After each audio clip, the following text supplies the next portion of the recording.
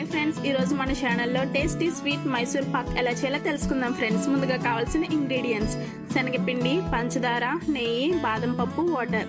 Let's get started guys. Stove on చేసుకుని pan పెట్టుకుని 1 cup శనగపిండి వేసుకోవాలి.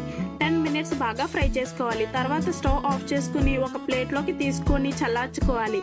తర్వాత జల్లెల్లో వేసుకుని జల్లించుకోవాలి. 2 కప్ నెయ్యి వేడి చేసుకోవాలి. వేడిగా అయిన తర్వాత స్టవ్ ఆఫ్ చేసుకుని జల్లించి పెట్టుకున్న శనగపిండిలో నెయ్యి వేసుకుంటూ బాగా కలుపుకోవాలి. పిండికి కలిసే వరకు కలుపుకోవాలి. స్టవ్ ఆన్ చేసి ప్యాన్ పెట్టుకుని 1/2 కప్ వాటర్ వేసుకోవాలి. 1 కప్ పంచదార వేసుకోవాలి. పంచదార కలిసే వరకు కలుపుకోవాలి. తర్వాత ఈ పిండి మిశ్రమాన్ని వేసుకుంటూ కలుపుకోవాలి. 10 మినిట్స్ కలుపుకున్న తర్వాత కొంచెం కొంచెంగా నెయ్యి వేసుకుంటూ కలుపుకోవాలి. పంచదార పాకం అయ్యేలోపు ఒక ప్లేట్ తీసుకుని ప్లేట్కి నెయ్యి రాసుకోవాలి.